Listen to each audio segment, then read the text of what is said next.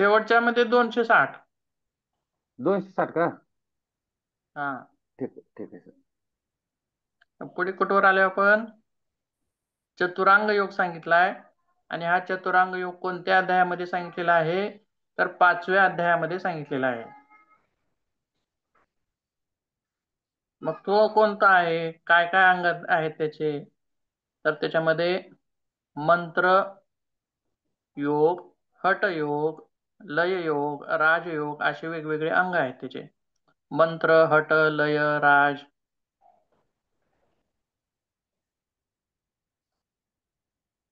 आणि विशेष म्हणजे त्याच्यामध्ये यम नाहीत, यम सांगितलेले नाहीत, नियम सांगितलेले आहेत.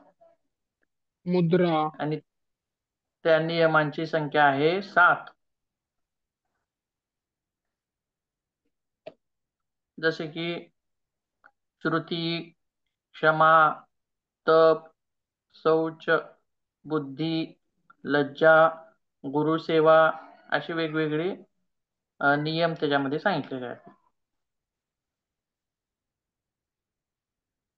आसनं 4च सांगितलेली आहेत, इतर आसनं सांगितलेली नाहीत. एक नियम कोण राहिला कोण सर, 6 सांगितले तुम्ही. किती झाले? 6 लिहिले मी, एक राहिला. श्रुती, क्षमा, हा तप, हा. शौच, बुद्धी, बुद्धी, लज्जा, लज्जा, गुरुसेवा. गुरुसेवा. किती झाले? 3 आणि 3 6 आणि 7. हा, तप राहिला होता माझा. बर बर, तपच महत्वाचा आहे. केल्यानं सिद्धी मिळत नाही. झालं आता, आणि शिवसैनिकचा अभ्यास करायची गरज नाही. आसनं किती सांगितलेली आहेत? चार 4. चार आसन. सिद्धासन, सिद्धासन, पद्मासन, उग्रासन उग्रासन, आणि स्वस्तिकासन. बरोबर. स्वस्तिकासन. आणि उग्रासनालाच काय म्हणायचं आहे? पश्चिमोत्तानासन. त्यालाच उग्रासन असं म्हणतात. का म्हणतात उग्रासन? तर पश्चिमोत्तानासन करा बरं लगेच, बघा कसं होतंय. बघा, डोकं म्हणजे हात टेकतात का? बोटांना टेकतात का? टेकत नाहीत. त्रास होतो. डोकं गुडघ्यांना टेकतं का? टेकत नाही. म्हणजे एक भयानक असा, एक तीव्र अशा स्वरूपाचा ताण त्याच्यामध्ये आपल्यात निर्माण होतो. आणि सहजासहजी ते सिद्ध होत नाही, साधत नाही. लहान वयामध्ये, कमी वयामध्ये साध्य होतं, परंतु अशा वयामध्ये साध्य होत नाही लवकर. उग्र आहे. त्याच्यामुळं त्याला काय म्हणलेलं आहे? उग्रासन. त्याचंच नाव आहे पश्चिमोत्तानासन. आणि हे पश्चिमोत्तानासन भगवान शंकरांना प्रिय असणारं आसन आहे. त्यासोबत पुढचं कोणतं होतं? स्वस्तिकासन. आणि त्याला शिवसंहितेमध्ये कल्याणकारी आसन असं म्हटलेलं आहे. काय म्हटलंय? कल्याणकारी आसन आहे असं म्हटलंय. आणि त्याच्यामध्ये षटकर्म सांगितलेले नाहीत, कुंभक सांगितलेले नाहीत, मुद्रा सांगितलेल्या आहेत. एकूण मुद्रा 11 सांगितलेल्या आहेत.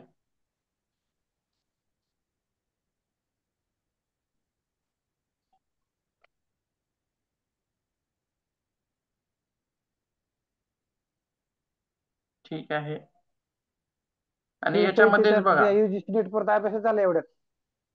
नाड्यांची संख्या 3.5 लाख जी सांगितली आपण एका ग्रंथामध्ये, ती हा. शिवसंहितेमध्ये सांगितलेली आहे. बरोबर आहे का? हो सर. हा, बघूया. विषय निघालाय तर अजून 1-2 मिनिट घेऊया आपण.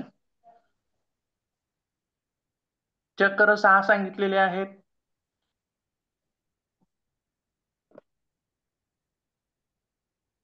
चक्र 6, नाड्या 3.5 लाख.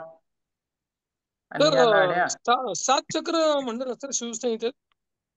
6च आहेत 6. का? थांबा थांबा 1 मिनिट.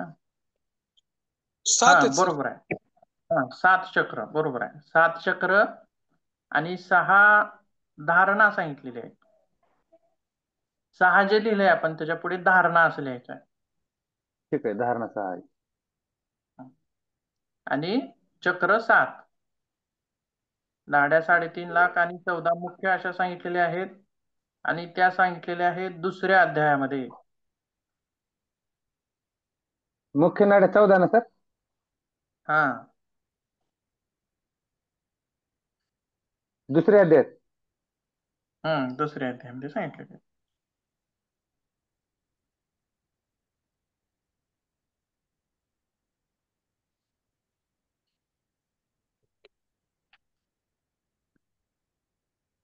बरोबर आहे. दुसरे असंच वेगवेगळ्या दुसरे ग्रंथांचं दुसरे 2 असणं सांगा सर, माझ्याकडून राहिले द्यायचे. उग्रासन, उग्रासन, स्वस्तिकासन. सिद्धासन, स्वस्तिकासन पद्मासन, उग्रासन आणि स्वास्तिकासन.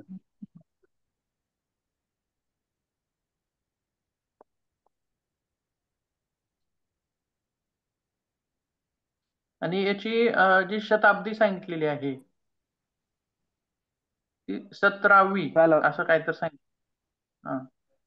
आणि 17 इसवी सन. हटप्रतिबिक 14वी. म्हणजे शिवसंहिता अलीकडला ग्रंथ आहे सर? म्हणजे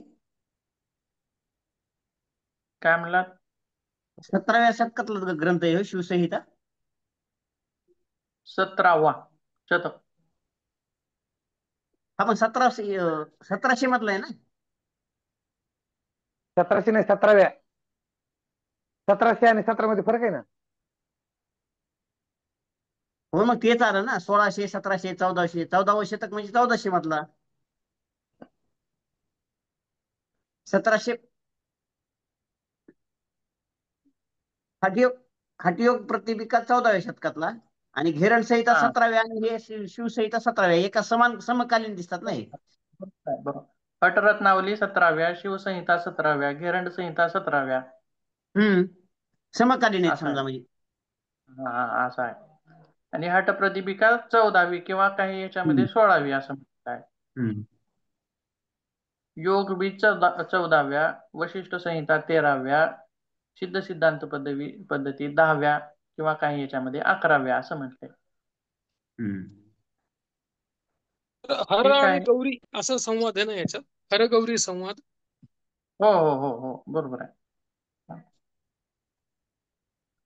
असं प्रत्येक ग्रंथांचं येतं बघा, त्याच्यामध्ये तुम्ही लिहून घ्यायचं. समजा आता हे एका ग्रंथाबाबतीत झालं शिवसंहितेबाबतीत, तसं मग गोरक्ष संहितेमध्ये कोण लिहिलेलं आहे, मग त्याच्यात काय म्हटलंय. जसं की आपण याच्यामध्ये पटल म्हणलं होतं शिवसंहितेत, तसं गोरक्ष संहितेमध्ये काय म्हणलंय, शतक म्हणलेलं आहे. शतक असं म्हणतात. 2 शतक त्याच्यामध्ये आहेत. त्यालाच अध्याय असं आपण म्हणतो. आता त्याच्यामध्ये भरपूर असा भाग आहे, तो वेळ मिळाल्यास आपण बघूया नंतर. Okay okay. युजीसी ती नेट कोर्स काढायची. एवढं तर भरपूर झालं आता. किती झाले, एका पास अध्याय, झाले तुम्ही. हा? एका ग्रंथाचं, ते एका ग्रंथाचं झालं. असे मी खुसर किती हो साहेब, ग्रंथ म्हणजे लिहून दिले. दोन खुसर प्रश्न साहेब तर पास झालं झाले आता. समजायचं. 2 प्रश्न, कमीत कमी 2 प्रश्न तर सुटतात असं झाले.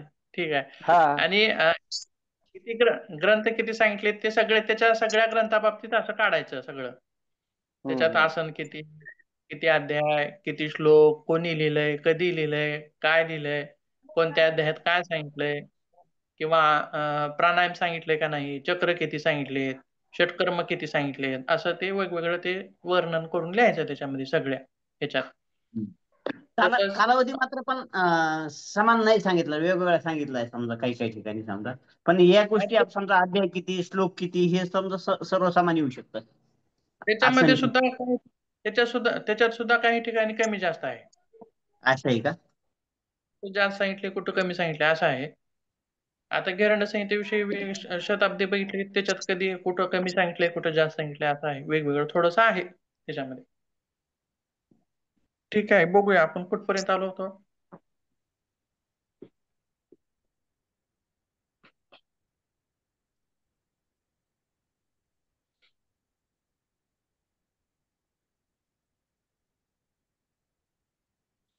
कोणता भाग चालू होता आपला, आठवतंय का? काय म्हणतात त्याला? नाडी नाडी. नाड्या चालू, नाडी. हा, नाडी हे प्रकरण चालू होतं. बहुतेक अर्ध्यात काहीतरी बंद झालं होतं, 5 मिनिट काहीतरी उरले होते आपले. ठीक आहे. आणि त्याच्यामध्ये सुषुम्ना, आपण वर्णन कुठपर्यंत सुषुम्नाला आलो शिव होता. म्हटलंय, इडाला विष्णू म्हटलंय, आणि पिंगलाला ब्रह्म म्हटलंय. हे ते नाव. तर झाले, त्याच्या पुढे सुद्धा आलो होतो. कंद नावाचा एक विषय चालू होता आणि तो मूलाधार चक्राच्या ठिकाणी नाही गुदद्वाराच्या तिथून दोन पुढे घ्या बोटीवर. सर. काय काय होतं, तुमचा आवाज काही क्लिअर आला नाही तर त्यावेळेस. काय म्हणलात? आवाज आवाज त्या दिवशी रेंज कमी असल्यामुळे ते बरस समजलं नव्हतं. इथून घ्या पुढं समजा थोडं. ठीक आहे, बघूया. थोडक्यात सांगतो बघा मी. अं, हम्म. नाण्यात किती आहेत, कोणकोणत्या ग्रंथामध्ये किती आहेत ते बघितलं. त्याच्यानंतर एक विषय चालू होता म्हणजे कंद, ह्या विषयावरती आपण तिथं बोलत होतो. आणि त्याचं ठिकाण कुठं आहे असं म्हटलं तर गुदद्वाराच्या दोन मूलाधार चक्र बोटीवर आणि जननेंद्रियाच्या दोन बोटे खाली. खाली. म्हणजे जसं की पकडहाड जिथं असतं किंवा आपण शेवटी मेरुदंडाच्या खाली शेवटी जिथं आपण हात लावल्यास खोलगट भाग लागतो खाली, बरोबर आहे, त्या ठिकाणी असं त्याचं स्थान आहे असं आपण त्या ठिकाणी सांगू शकतो. आणि कंदाचं स्वरूप कसं आहे तर अंड्यासारखं पांढरं शुभ्र आहे. जसं की चंद्र, पौर्णिमेचा चंद्र जसा पांढरा शुभ्र असतो आणि त्याच्यामध्ये तीव्रता असते का? नाही, तो शीतल असतो, शीतलता. शांत थंड अशा स्वरूपाचा. आणि ते जे अंड्यासारखा आकार आहे तो कसा आहे? स्थूल आहे का? नाही, सूक्ष्म आहे. स्थूल म्हणजे त्याला आपण फोडू शकतो, टिचकी मारलं की फुटतं, परंतु सूक्ष्म जे आहे त्याला फोडता येत नाही, फुटत नाही, बरोबर आहे, अशा स्वरूपामध्ये आहे. आणि ते आणखीन कसं आहे वर्णन तर ते मूलाधार चक्राच्या ज्या 4 पाकळ्या आहेत त्या अंड्याच्या भोवती अशा चारी बाजूनी पसरलेल्या आहेत, असं इतपत वर्णन आपण त्या ठिकाणी पाहिलं होतं. मूलाधार चक्राला किती पाकळ्या आहेत तर एकूण 4 पाकळ्या आहेत, बरोबर आहे. आणि त्याची देवता कोण आहे मूलाधार चक्राची तर श्री गणेश हे त्याची देवता आहे. आणि इथूनच सुरुवात होते, बरोबर काय, साधनेला इथूनच सुरुवात होते. चक्र वरून खाली उघडत जातात का खालून वरी उघडत जातात? खालून वर उघडत जातात. पहिल्यांदा मूलाधार उघडतं, त्याच्यानंतर मग स्वादिष्ठान, मणिपूर असे एक एक करत उघडत जातात. मूळ हे सर्वांचं मूळ आधार आहे. जसं की उतरंड पहिलं पूर्वी होती बघा उतरंड, आता दिसत नाहीत हो. उतरंडी. गाठच्या उतरंडी आमच्या मामाच्या घरी तर खूप होत्या. उतरंड म्हणले की आम आठवण येते उतरंडी. गाडगे गाडगे गाठ आमच्या याच्यामध्ये ठेवायचे. आणि आमच्या घरी 10 पेक्षा जास्त होत्या, पण तलावाचं पुनर्वसन झाल्यामुळे मग ते फुटले सगळे. 10 पेक्षा जास्त हा उतरंडे पण होते. त्या पडायचं की हा उतरंडीमध्ये खडे मीठ ठेवायचे. हो. हा हा हा बरोबर आहे. आणि मग या उतरंडीमध्ये बघा सगळा जो मेन आधार कोणाचा आहे, सगळ्या वरचे जे गाडगे आहेत, आता समजा 7 गाडग्यांची उतरंड आहे, तर 7वं गाडगं जे आहे ते अतिशय महत्वाचं आहे. ते जर हल्लं तर वरचं सगळंच पडतं, बरोबर आहे. म्हणजे हो. खालचं शेवटचं जे आहे ते सर्वांना आधार देणारं आहे, बरोबर आहे. ते स्थिर असेल तर वरचा सगळा भाग स्थिर असणार आहे. ते जर पडलं फुटलं तर वरचा भाग पण पडणार आहे किंवा फुटणार आहे. म्हणून हे सगळ्यात खालचं चक्र आहे, त्याच्यामुळेच ह्याला मूल आधार असं सुद्धा म्हटलेलं आहे. कारण त्या वरच्या चक्रांना सुद्धा स्थिर ठेवण्याचं काम, आणि हा ओपन झाल्याशिवाय वरचे ओपन होत नाही, बरोबर आहे. एक आहे मुख्य द्वार आहे, चक्रांचं मुख्य द्वार, हे जागृत झाल्याशिवाय इतर जागृत होत नाहीत. म्हणजे फर्स्ट जे आहे ते हे आहे. म्हणूनच याची देवता सुद्धा काय सांगितलेली आहे? श्री गणेश सांगितलेली आहे. कारण आपल्या धर्मामध्ये आपण गणपतीला वंदन अर्चन केल्याशिवाय कोणतीही देवता असेल त्या देवतेची आपण पूजा किंवा अर्चना करत नाही. सुरुवातीला आपण गणेशाचं स्थान त्या ठिकाणी देतो, मग नंतर जी इष्ट देवता आहे तिच्याविषयी पूजा अर्चा आपण सर्व काही त्या ठिकाणी करत असतो. म्हणजेच मूलाधार चक्र उघडून श्री गणेशा करायचा, सर्व चक्र उघडण्याचा, असं त्या ठिकाणी आपल्याला म्हणता येईल. ठीक आहे, पुढे बघूया आणखीन.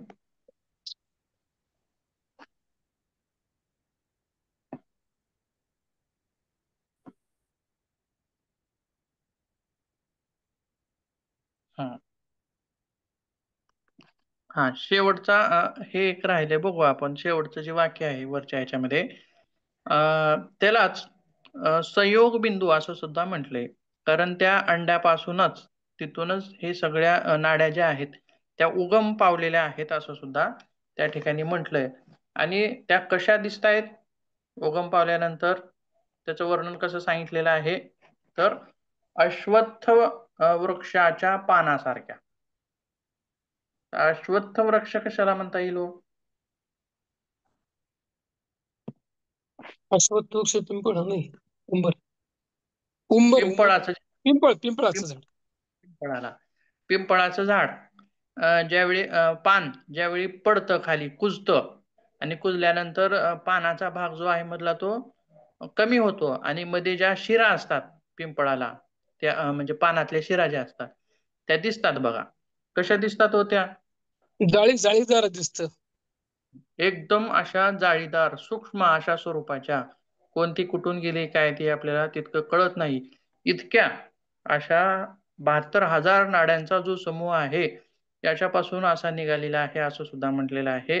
आणि त्या अश्वत्थ वृक्षाच्या पानासारख्या दिसतात. असंख्य अशा अगणित अशा दिसतात. आणि असं जे वर्णन आहे ते त्रिशिकी ब्राह्मण उपनिषदामध्ये आलेलं आहे.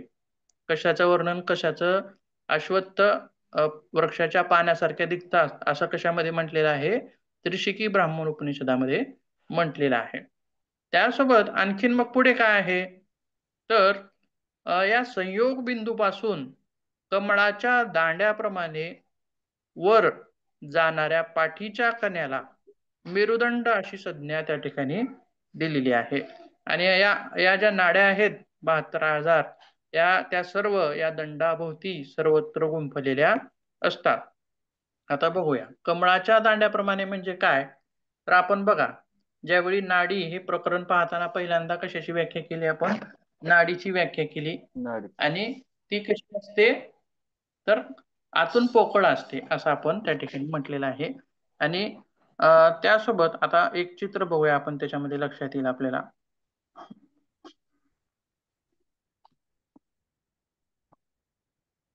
आता दोन्हीही भाषेतून यौगिक भाषेतूनही आपल्याला मेरुदंड म्हणजे काय समजून घ्यायचं आहे आणि सायंटिफिक भाषेतून सुद्धा मेरुदंड म्हणजे काय असं आपल्याला समजून घ्यायचं आहे. तर बघा याच्यामध्ये आपण पाहू शकतो हे स्थान किंवा हे एक दिशात्मक बाण जो इथं दाखवलेला आहे बघा शेवटी चक्क मेरुदंडाच्या खाली. आणि तिथंच काय आहे? कशाचं स्थान आहे? मूलाधार चक्राचं स्थान आहे. पुढे चक्र दिलेले आहेत बघा. बरोबर आहे. आणि हे इकडं जे दाखवलेलं आहे ते ह्याचा भाग आहे तो नर्वस सिस्टमचा भाग आहे मधला. दोन प्रकारची नर्वस सिस्टम, एक मध्यभागी असणारी आणि एक दुसरी बाजूला पसरणारी. आता याच्यामध्ये नाड्यांचा सहसंबंध आपण सायंटिफिक दृष्टिकोनातून कशाशी लावू शकतो तर तो नर्वस सिस्टमशी लावू शकतो. आपण नर्वस सिस्टमशी लावू शकतो. म्हणजे काय थोडक्यात बघूया आपण थोडंसं ते आणि पुढे जाऊया. म्हणजे जसे की त्यांची रचना असेल किंवा त्यांचं हे असेल कार्य असेल तशा स्वरूपासारखं त्या ठिकाणी दिसतं. त्याच्यामुळे आपण तिला तसं नर्वस सिस्टम सारखा तिला संबंध आपण लावू शकतो. एक मिनिट हे इमेज बघा म्हणजे लक्षात येईल तुम्हाला. बघा याच्यामध्ये मुख्य आता ह्या सगळ्या पिवळ्याच रंगाच्या असतात. आता ब्रेन जो दाखवलेला आहे त्याचा कलर थोडासा वेगळा दाखवलाय तो सुद्धा पिवळाच असतो. किंवा ब्रेन पासून सरळ येणारी जी काठी आहे गुलाबी रंगाची दाखवलेली ती सुद्धा पिवळीच असते. परंतु कलर इथं समजण्यासाठी वेगळा दाखवलाय. आणि नर्वस सिस्टमचे दोन भाग या ठिकाणी दाखवलेले आहेत. गुलाबी रंगाचा जो आहे तो सेंट्रल नर्वस सिस्टम असं त्याला म्हटलंय. हिलाच आपण मेरुदंड असं सुद्धा या ठिकाणी म्हणू शकतो. याची सुरुवात कुठून झाली आणि हिचा अंत कुठं झालाय बघा. शेवट कुठं झालाय मेंदूमध्ये सेंट्रल नर्वस खाली सिस्टमचा त्रिकास्थीच्या खाली अंत जो कुठं झालाय सगळ्यात शेवटच्या मणक्याजवळ म्हणजे ह्याच्याजवळ त्रिकास्थीजवळ. हा माकडाजवळ त्या ठिकाणी तिचा अंत आहे. किंवा आणि मग तो वर कुठपर्यंत गेले पूर्ण मेंदूपर्यंत पोहोचलेले आहे. म्हणजे मुख्य कोण आहे? मेंदू आहे. बरोबर आहे. मग खालचा जो भाग आहे तो आपण कशाचा म्हटलेला आहे? मूलाधार चक्राचा. आणि वर शेवटचा किंवा ज्या ठिकाणी खाच दिसते बघा इथं वर खाच त्या ठिकाणी कोणतं आहे? सहस्रार चक्र आहे. बरोबर आहे. अशा स्वरूपात. आणि ही आहे कुठं? जसं ही सेंट्रल नर्वस सिस्टम मधली जी काठीसारखा भाग आहे ज्या ठिकाणी आहे त्याच ठिकाणी कोणाचं स्थान सांगितलेलं आहे आपल्याला त्याच्यामध्ये तिकडं? मेरुदंड. मूलाधार चक्रात श्री गणेश. बर पुढे बघा. आता पेरिफरल नर्वस सिस्टम जे आहे ती कुठं आहे? पिवळ्या रंगानं दाखवलेली आहे. म्हणजे कुठं कमरेच्या आहे? खाली. सर्वत्र पूर्ण आहे. शरीरात ते सर्वत्र. सर्वत्र आहे. हातामध्ये आहे, छातीमध्ये आहे, पायामध्ये आहे, सगळीकडे पसरलेली आहे. मान्यता आहे. हो. जिथं पिवळं दाखवलेलं आहे ते सगळं आपण त्याला पेरिफेरल असं म्हणूया. दोन मुख्य भाग, एक मेंदू आणि त्याची खालची काठी. आणि ही काठी आणि मेंदू जर उचलला, आता हा पेरिफेरल नर्वस सिस्टमचा जो भाग आहे तो कनेक्ट कोणाशी असतो? त्या मधल्या मुख्य काठीला कनेक्ट असतो. त्या काठीपासूनच त्या इतर निघालेल्या आहेत बाजूला. बघा इथं आपण पाहू शकतो. बघा, काठीपासूनच निघालेल्या आहेत का सर्वत्र, सगळ्याच्या हम्म. सगळ्या? सगळ्यांनी त्यांना क्रॉस करून गेलेच. हो. सगळ्याच्या सगळ्या ह्या काठीपासून निघालेल्या असतात. आणि जर समजा ही काठी आणि मेंदू हाच एक भाग आपण उचलला, काढला, बाजूला काढला, तर मग याच्यात काय उरतं का हो? दुसऱ्या ज्या पिवळ्या काहीच शिरा नाही. आहेत त्याच्यामध्ये काय उरतं का? नाही. म्हणजे मुख्य कोण आहे? हा मधली काठी आहे. काठी असं लक्षात ठेवा. म्हणजे पुढे आपण ज्यावेळेस योगशास्त्राच्या दृष्टिकोनातून बघू, त्यावेळेस आपल्याला त्याचा त्या काठीचा संबंध कशाशी लावता येतो सांगता येईल. आता जर समजा ही काठीच मुख्य उचलली तर काय राहील? काहीच राहणार नाही, सगळं शून्य होऊन जाईल. बरोबर आहे, काठी उचलली तर. परंतु आवश्यक काय आहे? काठी आहे, मुख्य आहे ती. म्हणजेच ही काठी जी आहे तिला सुषुम्ना असं म्हटलेलं आहे. सुषुम्ना असं तिचा सहसंबंध सुषुम्नेशी लावता येतो. आणि तिन्ही नाड्यामध्ये इडा, पिंगला आणि सुषुम्ना हे तिन्ही मध्ये, किंवा वेगवेगळ्या ग्रंथामध्ये आपण वर्णन वेगवेगळं बघितलं. कोण 72,000, कोण 3.5, कोण त्याच्यामध्येही मुख्य 14 असं म्हटलं, कोण त्याच्यामध्येही मुख्य 3 असं म्हटलं. 10 आणि त्या 3 मध्येही मुख्य कोण आहे? सुषुम्ना आहे. सुषुम्ना. बरोबर आहे, म्हणजे मधली आहे ती. आणि जसं की काठीचा संबंध आपण सुषुम्नेशी लावू शकतो, जर ही मधलीच काढली तर काहीच उरत नाही, असं त्या ठिकाणी तिचा सहसंबंध त्या ठिकाणी लावता येतो. ठीक आहे, बघूया आणखीन पुढे सर काय म्हटलंय. सर ही जी सुषुम्ना आता आपण पाहिली इथे, तर ही हम्म. फिजिकली दिसत नाही ना आपल्याला? ती नाहीये ना प्रत्यक्ष तशी? हा, का दिसत आहे? नाही, दिसत नाही, हं, दिसत नाही. हं. जसं ग्रंथांमध्ये वर्णन आहे, किंवा तिचं कार्य जसं आहे, किंवा तिची रचना जशी आहे, किंवा तिचं स्थान जसं आहे, त्याच्या ह्याच्यानुसार, संयोगानुसार तिच्या आणि ह्याचं कार्य असं सारखं आहे असं आपण तिथं म्हणू शकतो. सहसंयोग असं त्या ठिकाणी लावू शकतो. किंवा मूलाधार चक्र जे असतं बघा, मूलाधार चक्र शेवटी आहे खाली. आणि नर्वस सिस्टम मध्ये आता बघा, ते जर बंद झालं, मूलाधार चक्रामध्ये जर काही विकृती आल्या किंवा ते हे झालं, तर मग कोणते कोणते आजार उत्पन्न होतात असं त्या ठिकाणी म्हटलेलं आहे. याचे मूलाधार चक्राच्या आजूबाजूला असणारे अवयव, जसं की आनस आहे, पेनिस आहे, ग्लॉड बॅडर म्हणजे हे आहे मूत्राशय आहे, किंवा गुदद्वार आहे, त्याच्याद्वारे मल विसर्जित होतं, असं त्याच्याशी संबंधित तक्रारी उत्पन्न होतात असं आपण म्हणतो. किंवा ज्यावेळेस मूलाधार चक्र जागृत होतं त्यावेळेस तिथल्या संबंधित जे अवयव आहेत ते ऍक्टिव्हेट होतात असं आपण म्हणतो. बरोबर आहे, हे स्थूल शरीराशी झालं. मग मूलाधार चक्राचं स्थान आपण कुठं सांगितलेलं आहे? सगळ्यात खाली. मग नर्वस सिस्टमचा जो भाग आहे सगळा वेगवेगळ्या ठिकाणी, जसं चक्राचं स्थान वेगवेगळ्या ठिकाणी सांगितलेलं आहे, तसं ह्या नर्वस सिस्टम मधून निघणाऱ्या चेतना वाहक, ह्या चेतना ज्या आहेत, चेता संस्था जी आहे, चेतना वाहणाऱ्या, निघून नेणाऱ्या, ह्या जर डिऍक्टिव्हेट झाल्या, आता बघा, एक मिनिट, एक चित्र दाखवतो मग मग लक्षात येईल तुमच्या.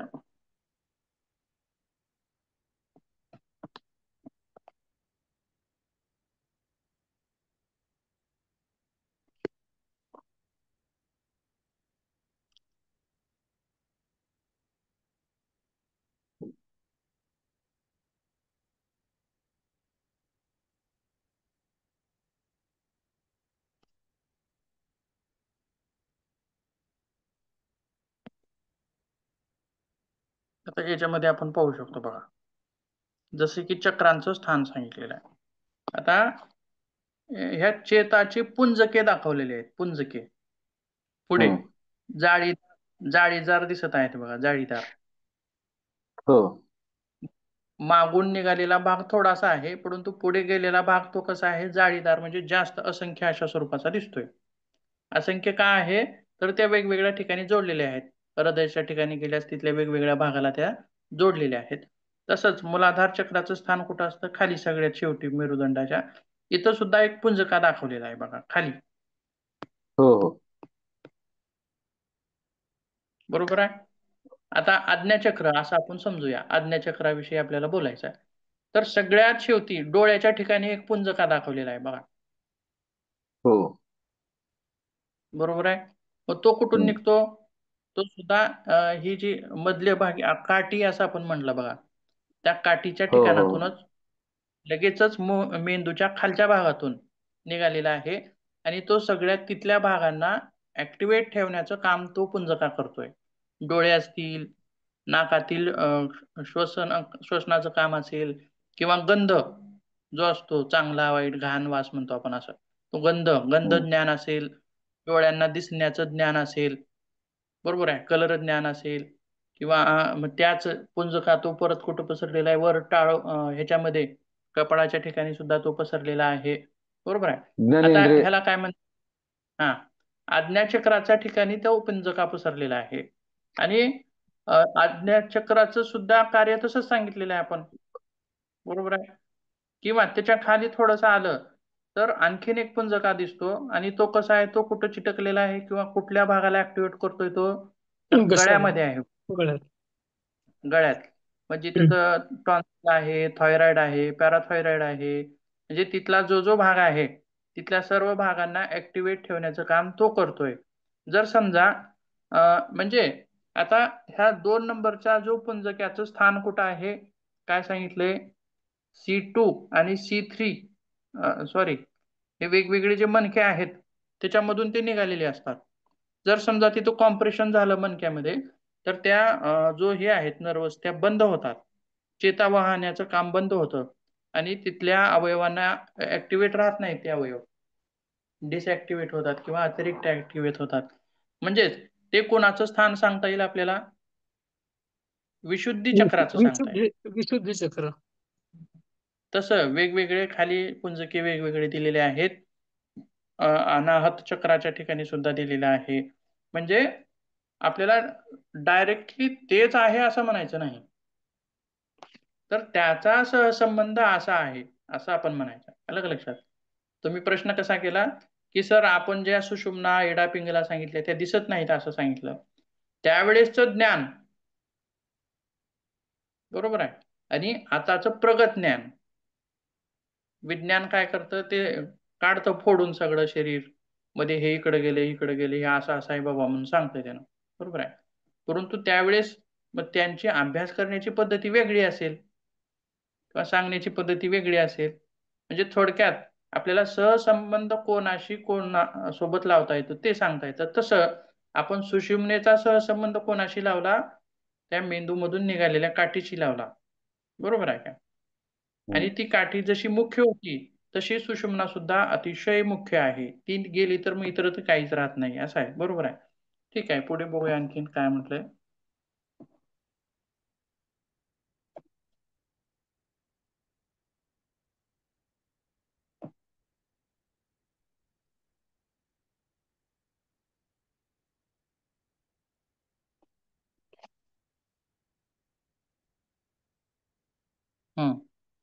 संयोग बिंदू कशाला म्हटलंय, ते जे कंद आहे त्या कंदावरती जे पांढरशुभ्र अंड आहे त्याला, तिथून त्या सगळ्या निघतात असं म्हटलेलं आहे एका ग्रंथामध्ये, आणि त्याला संयोग बिंदू असं म्हटलेलं आहे.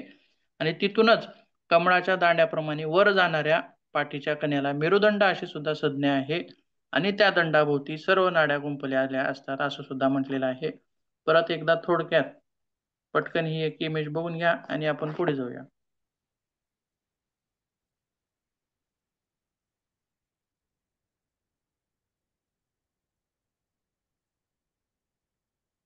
आता बघा, याच्यामध्ये सहसंबंध बघा कसा आहे.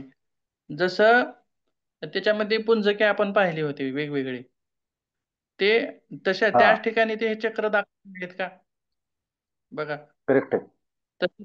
त्याच ठिकाणी चक्र दाखवलेले आहेत का, हो हो. बरोबर. त्याच जागेत बरोबर सगळे. हो बरोबर आहे. आणि बघा, मूलाधार चक्राच्या ठिकाणी आपण मूलाधार जर डिॲक्टिव्हेट असेल तर काय म्हटलं आपण, त्याच्या संबंधित आजार. बरोबर आहे. हे नर्वस ज्या आहेत त्याला काय म्हणायचं, तर त्या चेतना देणाऱ्या वाहिका आहेत.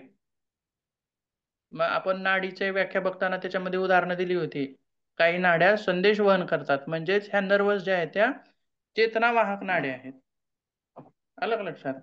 म्हणजेच आता जर समजा आता ह्या चेतनावाहक नाड्या आपण बरेच वेळेस असं ऐकतो बघा, एखाद्याची गादी, मणक्याची गादी दबलेली आहे, मणका दबलेला आहे, त्याच्यामधली सहज साध्या सोप्या भाषेमध्ये काय म्हणतात डॉक्टर, तर शिर दबले आहे त्यांची असं म्हणतात बघा.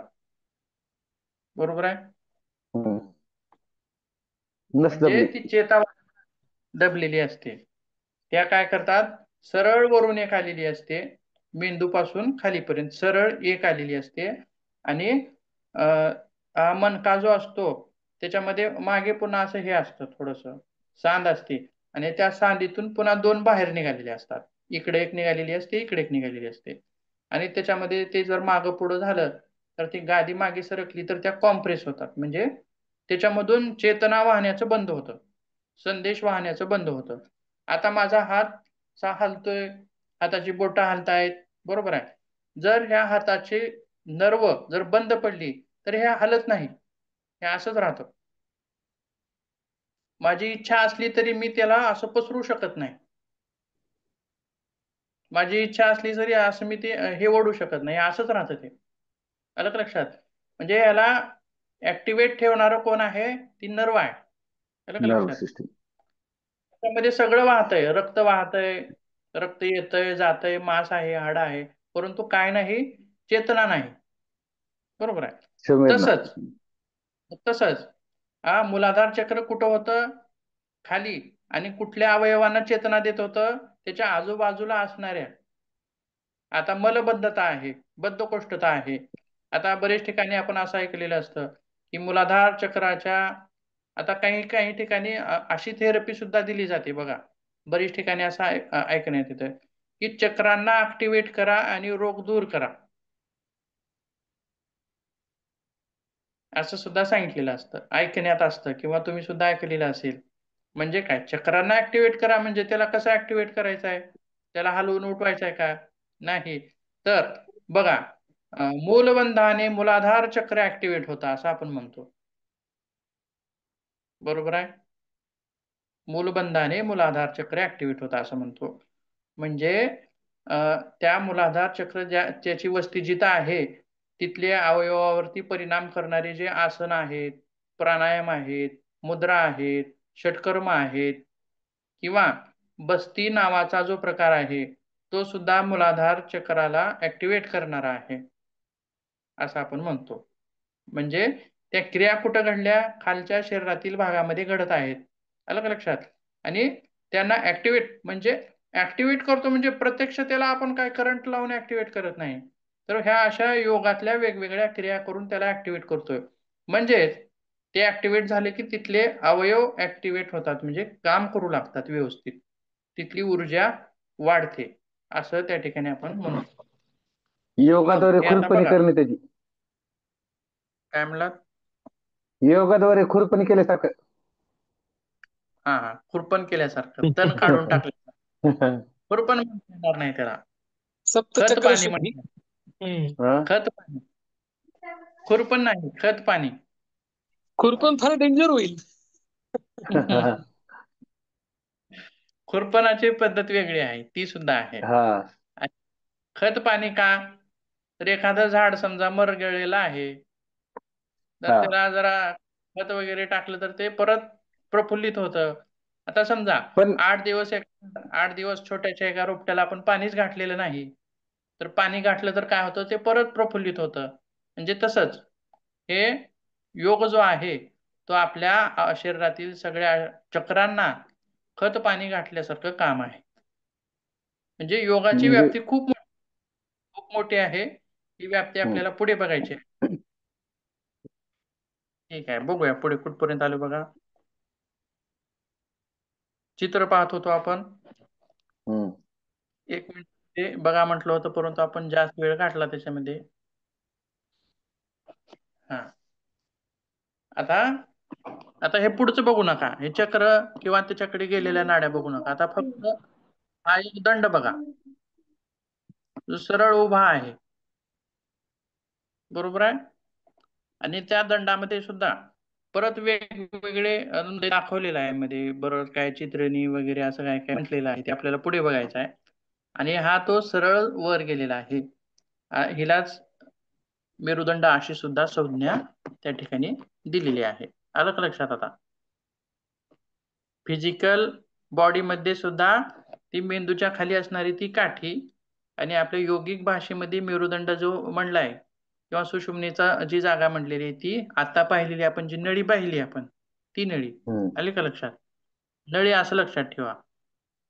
आता पुढे बघूया आणखीन.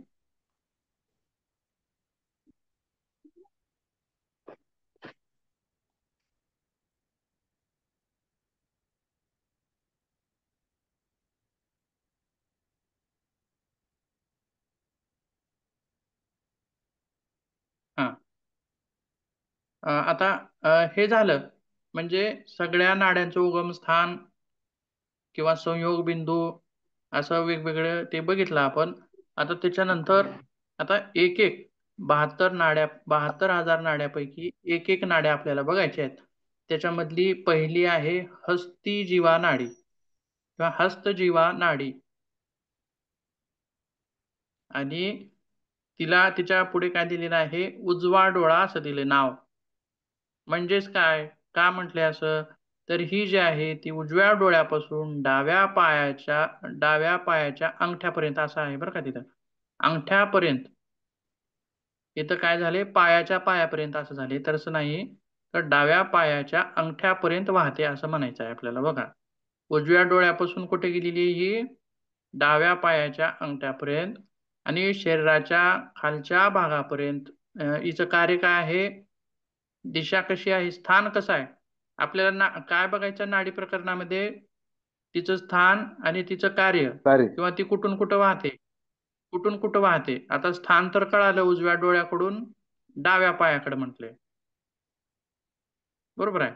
आणि कुठल्या भागाकडे वाहते, खालच्या भागाकडे, आणि तिचं काम काय आहे, ऊर्जा वाहून नेण्याचं काम आहे. आणि त्यासोबत नंतर हस्तिजीवा आणि गांधारी एडेला आधार देतात असं सुद्धा म्हटलेलं आहे. एडेला आधार देणारे आहेत आणि एकत्र डाव्या वाहिनीची निर्मिती करणाऱ्या सुद्धा आहेत. आपण परत एका इमेज मध्ये बघूयात, कुठून निघते आणि कुठं जाते.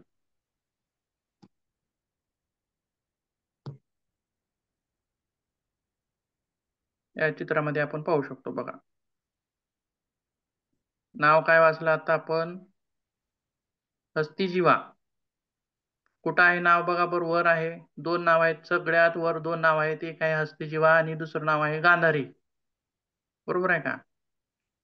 हस्तिजीवा कुठून निघालेली आहे, उजव्या उजव्या डोळ्यापासून. डोळ्यापासून. आलं का. बाण जे आहेत बघा, रेषा दाखवलेल्या आहेत बघा, तिथून आलेल्या दोन रेषा तसं दाखवलेल्या आहेत. नंतर ती तशीच खाली आलेली आहे, आणि इकडं पायाकडे म्हणजे पायातला आपल्याला भाग तिथे त्या ठिकाणी डाव्या दिसत नाही, पायाच्या अंगठ्याकडे. हा. असं तिचं स्थान आहे. ठीक आहे, तर परत आणखीन एकदा बघूया ऊर्जा दुसरी कुठून वाहते नाडी. सर ती? ऊर्जा डोळ्याकडून पायाच्या अंगठ्याकडे वाहते का पायाच्या अंगठ्याकडून डोळ्याकडे? खालच्या दिशेने. हा, खालच्या भागाकडे ऊर्जा वाहते, बरोबर. हा, ठीक आहे, परत पुढे बघूया आणखीन.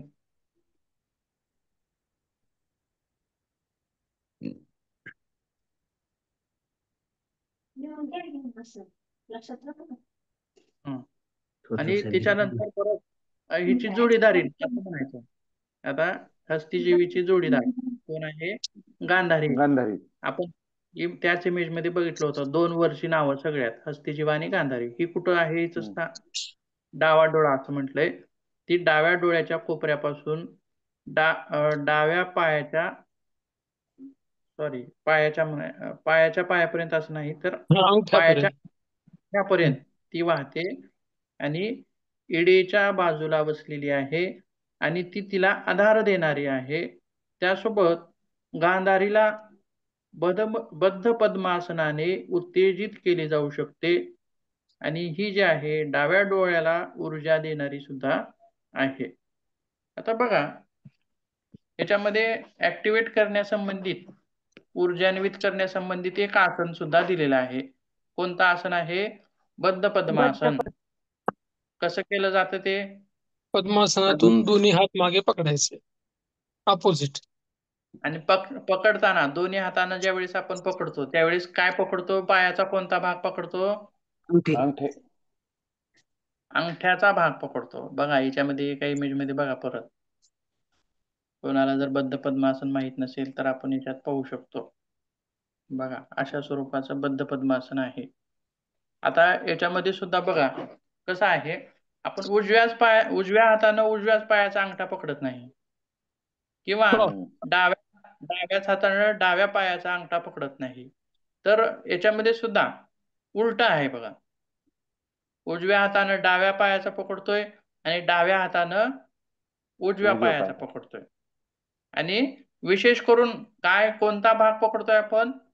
अंगठ्याचा भाग पायाचा अंगठा. पकडतोय. बरोबर आहे.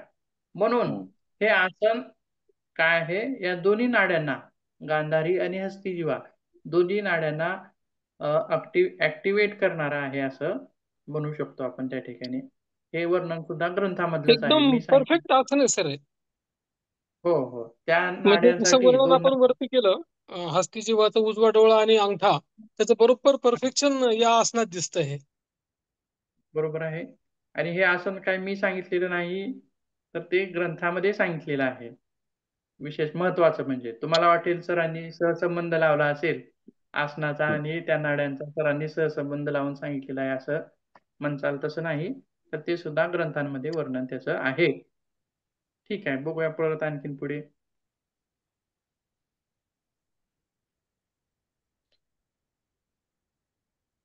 हे दोन झाले नाही. नंतर आता इकडे बघूया पुढे. अंबुलुषा किंवा अंबुलुषा बघण्याच्या अगोदर पुषा आणि यशस्विनी ह्या दोन बघूयात. ह्या दोन्ही जोडीदारीने आहेत. आता बघा 14 नाड्यांची नावं लक्षात कशी ठेवायची? आलं का लक्षात? सर्वात वरच्या दोन डोळ्यांशी सहसंबंधित असणाऱ्या कोणकोणत्या? हस्तिजीवा हस्तिजीवा गांधारी. आणि हस्तजीव आणि गांधारी. गांधारी. ही दोन नावं पाठ झाली तुम्हाला 14 पैकी. हो. बरोबर आहे. आता त्याच्यानंतर दोन नावं लक्षात ठेवायची लगेच. कोणती? पुषा आणि पुषा, यशस्विनी. यशस्वी. कानाची. पुषा नाही, अलंबुषा थोडीशी वेगळी आहे. पुषा आणि यशस्विनी ही दोन नावं लक्षात ठेवायची. आता बघा ही कुठे येते? हिचं स्थान कसं आहे बघा.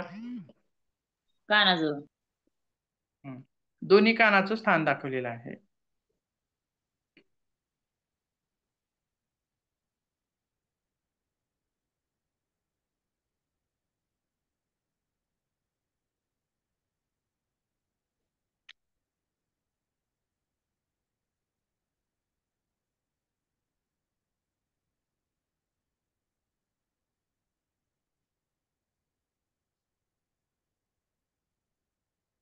पुषा आणि यशस्विनी दिसत आहेत. रेषा कुठून निघालेल्या आहेत बघा. रेषा कुठून निघालेल्या आहेत? दोन्ही कानापासून निघालेल्या आहेत. बरोबर आहे. मग आता त्या बघा कुठून कुठपर्यंत वाहतात किंवा कशा वाहतात किंवा तिचं कार्य कशाशी आहे निगडीत.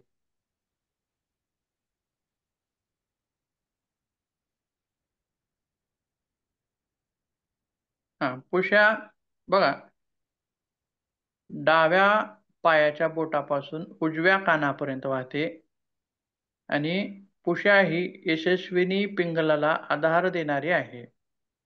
त्यासोबत आणि ह्या ज्या आहेत ह्या एकत्रित उजवी वाहिनी तयार करतात असं सुद्धा म्हटलेलं आहे.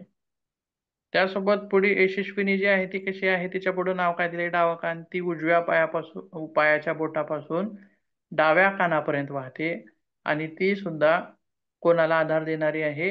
पिंगलाला आधार देणारी आहे. असं सुद्धा जे सहाय्यक मुख्य नद्या आणि उपनद्या असं आपण त्याला म्हणूयात. मोठ्या नदीला ज्या छोट्या नद्या मिळतात तसं उपनदी आणि मुख्य नदी जशी असते.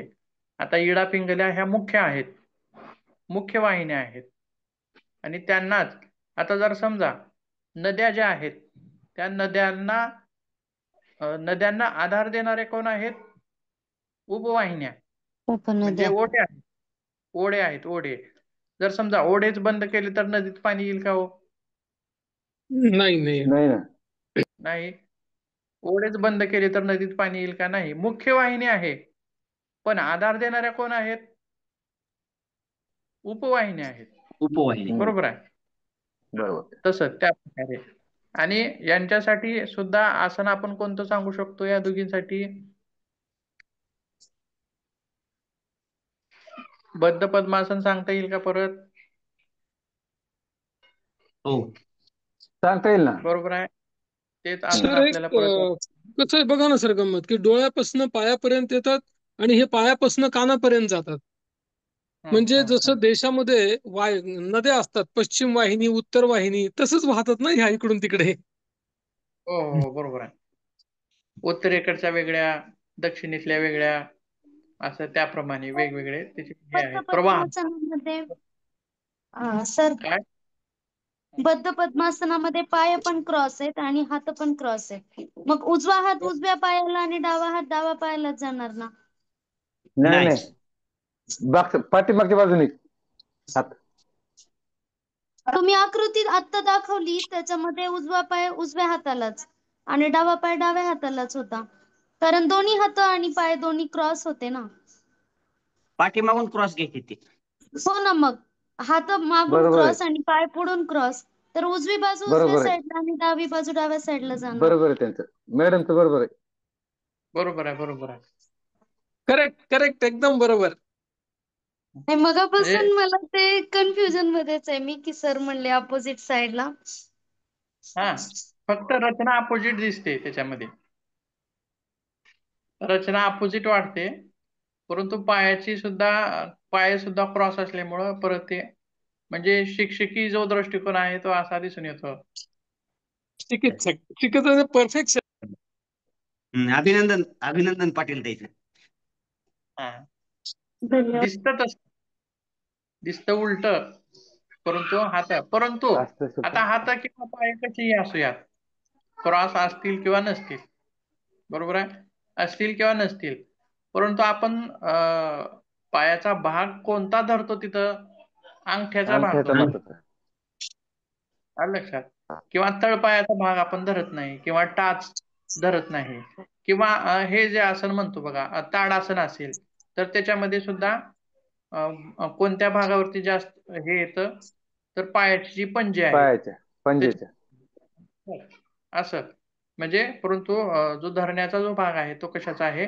अंगठ्यांचा आहे, मुख्य अंगठ्यांचा भाग आहे, असं त्याला आपण त्या ठिकाणी म्हणू शकतो. ठीक आहे, पुढे एक बघूया, वरची नाडी.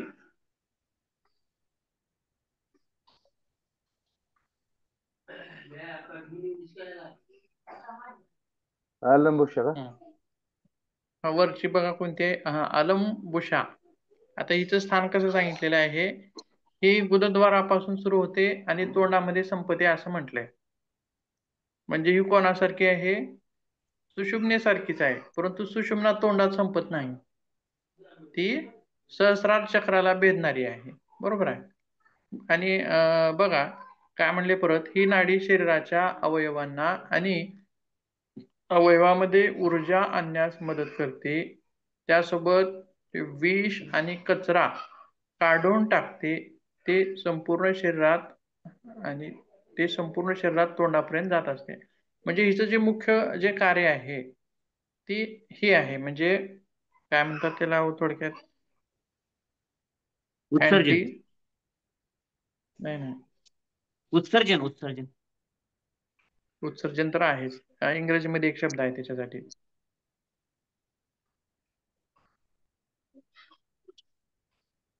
डिटॉक्स. बरोबर आहे. म्हणजे काय? जसं की आपण कपालभातीला डिटॉक्सिफाय करणारा प्राणायाम असं आपण म्हणतो. ते जरी षटकर्म असलं तरी आपण सहजच आपण त्याला प्राणायाम म्हणत असतो. डिटॉक्सिफाय करणारा म्हणजे शरीरातील विषद्रव्य बाहेर काढून टाकणारा. तसंच ज्याप्रमाणे कपालभाती विषद्रव्य बाहेर काढून टाकते म्हणजे काय करते? प्रत्यक्षात विष बाहेर काढून टाकते का ती? तर नाही. तर कार्बन डायऑक्साईड बाहेर काढते आणि ऑक्सिजन मध्ये घेते. ऑक्सिजनचं प्रमाण वाढवते आणि कार्बन डायऑक्साईडचं कमी करते, असं थोडक्यात. म्हणून त्याला डिटॉक्सिफाय करणार असं म्हटलं. त्याचप्रमाणे ही नाडी सुद्धा शरीरातील विषद्रव्ये जे आहेत ती काढून टाकण्यासाठी मदत करणारी आहे. शरीरातील जे टाकाऊ पदार्थ आहेत, जसं की फॅक्टरीमधून काही ना काही टाकाऊ पदार्थ बनतात. जसं की आपल्या शरीरामध्ये सुद्धा मल आहे, मूत्र आहे, किंवा कानातील मळ आहे, किंवा डोळ्यातील हे आहे बघा, काय म्हणतात त्याला, काय म्हणतो आपण? मलच म्हणू शकतो आपण समजा. अश्रू. नाही नाही, नाही, डोळ्यात अश्रू चिकट पदार्थ मलाच येतो. मलच येतो हा, तो, चिकट. म्हणजे वेगवेगळे जे मल आहेत हे उत्सर्जित करण्यासाठी, किंवा घाम आहे, घाम आहे, तसं हे हे मुख्य मल आहे, मुख्य मल आहे. परंतु शरीराच्या अंतर्गत सुद्धा ज्यावेळी शरीरातले वेगवेगळे अवयव काम करतात, किंवा शरीरामधल्या वेगवेगळ्या रासायनिक अभिक्रिया होत असतात शरीरामध्ये, बरोबर आहे. शरीर हे एक असं कारखाना आहे, असा कारखाना आहे की त्याच्यामध्ये हजारो प्रमाणावर रासायनिक अभिक्रिया होत असतात, क्षणाक्षणाला होत असतात, बरोबर आहे. तर ह्या रासायनिक अभिक्रियामधून सुद्धा काही टाकाऊ पदार्थ निर्मिले जातात, निर्माण होतात, ते सुद्धा बाहेर पडणं आवश्यक असतं. तर अशा क्रियांना असं म्हणायचं त्या ठिकाणी, टाकाऊ पदार्थ बाहेर काढण्यासाठी, जसं की स्थूल शरीर जे मदत करते त्यालाच, अशा क्रियांना ही मदत करणारी, किंवा अशा क्रियांना ऊर्जा देणारी आहे, असं सुद्धा आपण या अंबुलुशा नाडीला त्या ठिकाणी म्हणू शकतो. चित्रामध्ये आपण बघू शकतो हिला. तर त्या चित्रामध्ये आपल्याला ती दिसणार नाही आता पाहिलेल्या, तर दुसऱ्या एका चित्रामध्ये बघूया आपण.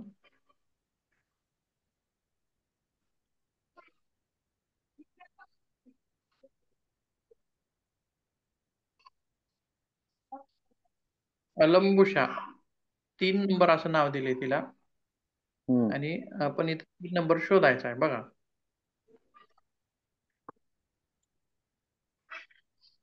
आता बघा, 1 नंबर हस्तीजीवा, 2 नंबर गांधारी, 3 नंबर अलंबुशा. बघा या चित्रामध्ये सुद्धा नंबर शोधा. 1 नंबर डोळ्यातून निघणारी आहे, बरोबर आहे. 2 नंबर सॉरी, आणि 3 नंबर जी आहे ती कुठून निघालेली आहे, कुठपर्यंत येते? कानापासून. मुखापर्यंत सरळ सरळ खाली आहे बघा, ती सरळ खाली अशी गेलेली आहे. तेवढं स्पष्ट दिसत नाही याच्यामध्ये, त्या चित्रामध्ये स्पष्ट दिसत होता. ठीक आहे, पुढे बघूया परत.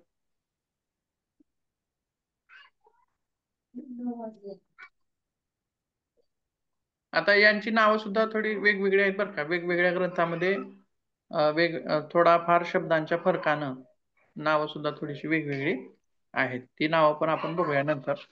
आता बघा काय काय बघितलं, अलंबुशा बघितली, पुषा बघितली, यशस्विनी बघितली. 6वी एक बघूया, वारुणी, आणि ती कुठून आहे? उजवा कॉलरबन असं म्हटलेलं आहे, किंवा वरचा उरोस्थी, उरचं जे हाड असतं त्या ठिकाणी. त्यासोबत हिचं काय काम सांगितलेलं कसं आहे? ओटी पोटातील विषारी पदार्थांची शुद्धीकरण करणे. त्यासोबत ही जी आहे ती संपते कुठं?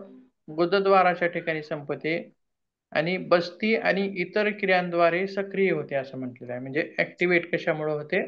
बस्ती सारख्या क्रियांद्वारे हे ऍक्टिव्हेट होते, कारण ती संपणारी कुठं आहे? गुदद्वाराच्या ठिकाणी. म्हणजे गुदद्वाराशी संबंधित असणारे योगिक अभ्यास जे आहेत असं आपण तिथं समजायचं. जसं की आता बघा, आता आपण बद्ध पद्मासन त्या ह्याच्यामध्ये सांगितलं, वरच्या 2 नाड्यांशी संबंधित. फक्त बद्ध पद्मासनच आहे का? तर त्याच्याशी, त्या भागाशी निगडीत जो योग अभ्यास आहे, त्या भागाशी निगडीत जो योगाभ्यास आहे, तो योगाभ्यास आपण त्याच्यामध्ये आणखीन तो ऍड करू शकतो. तसंच वारुणी याच्या कशाशी संबंधित आहे? गुदद्वाराशी. म्हणजे गुदद्वाराशी संबंधित आसन, किंवा मुद्रा, किंवा बंध अश्विनी मुद्रा. बंध आहेत ना. जे आहेत ते आपण त्या वारुणी हिला वाहिनीला ऍक्टिव्हेट करणारे आहेत किंवा सक्रिय करणारे आहेत असं आपण त्या ठिकाणी म्हणू शकतो. आणि बघा तिची रचना सुद्धा कशी आहे बघूया आपण एकदा परत.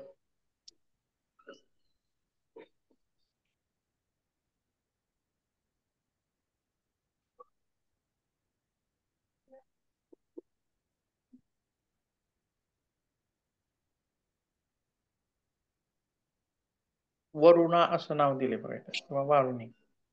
हे आहे बघा कुठून सुरुवात होते, कॉलर बोनच्या ठिकाणी ती विस्तारित झालेली आहे, पसरलेली आहे. बरोबर आहे शोल्डर तसं. पासून. हा आणि तिचं हे काय एंडिंग काय आहे, गुदद्वाराच्या जवळ असं आपण त्या ठिकाणी तिचं एंडिंग सांगितलेलं आहे. अशी ही वारुणी प्रकारची आहे.